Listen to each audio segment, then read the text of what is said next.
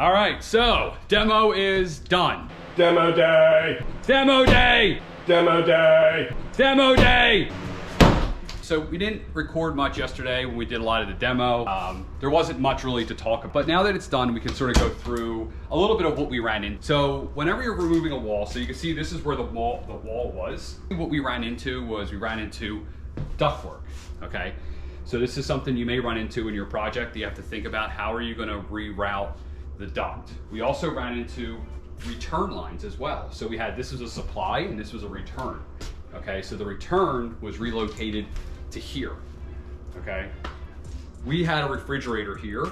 The water line came up to supply the refrigerator. We had to pull that down and reroute it to now where our refrigerator's gonna be in the new kitchen. Gas line, so we had to pull the gas line out as well. This was the commitment.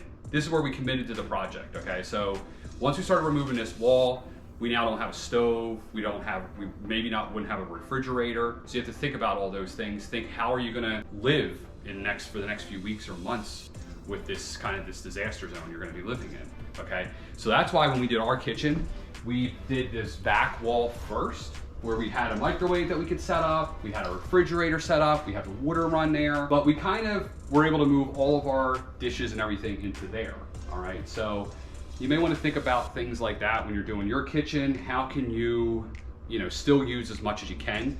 And don't get into the demo until you absolutely have to. Do as much as you can before you demo your kitchen. I think it's really enticing to, you see on TV, they come in and they just rip all the cabinets out, rip all the plumbing out. I would really advise against that. You want to meticulously pull this kitchen apart and then put it back together. Kind of the same way, meticulously, right? So think of the demo as the same as putting it back together. All right, so once we demoed everything, we're gonna then run all of our electrical because we have all the walls open, and then we're gonna try to button everything up as quickly as possible. Okay, so that's what we did yesterday, and we're kind of finishing up today. We actually ran all the lights for our pod lights, okay? We have some lights that we don't know where they're gonna be in the future, so we're running these long and we're just gonna shove them up there. Those holes will all be spackled when we get to that point in the project. So basically what we're doing now is we're trying to get all of our lighting in, or at least our wiring in, so that we can now drywall this ceiling. So how are we gonna drywall the ceiling? We're gonna use some sort of adhesive. Boom, all right. Yeah, so you could buy drywall 4x8, 4x10, and what I saw yesterday at Home Depot, first time ever, 4x12. We obviously got to add some nailers. So you can see we got lucky. There are some nailers up here that we're going to nail to, but we have to do the same thing over here. We're going to have to add some studs here because this is a joint.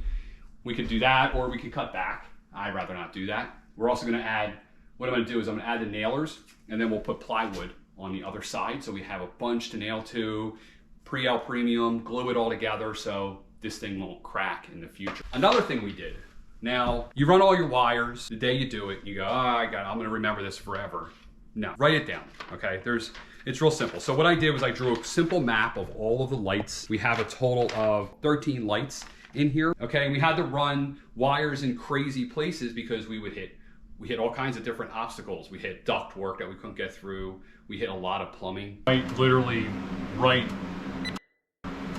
2 holes I drilled. Right on the other side, there was plumbing supply lines, copper. There was duct, there was all kinds of stuff. So the wiring, it's new and you have everything open. Yeah, you're gonna wire it in a very easy, make sense grid, but when you're doing a remodel like this, kind of whatever way, it's the path of least resistance. Another thing that I'm doing is I'm trying to do everything in stages. So we're gonna try to do, and the one thing I'm not doing in stages is the demo. That's gonna kind of slowly happen. For example, I wanna do all the drywall, get that all done. All the spackling especially, get that all done at the same time. So what we're doing this whole time is we're preparing the kitchen for spackling, okay, and finishing work, Then once we do that, then we'll do all the painting, okay?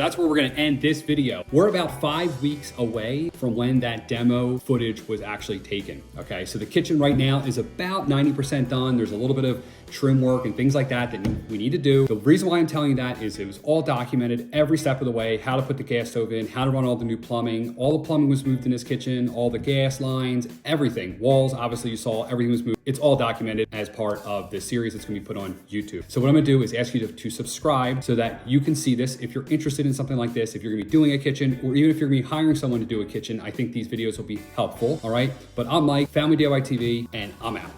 Go do a kitchen.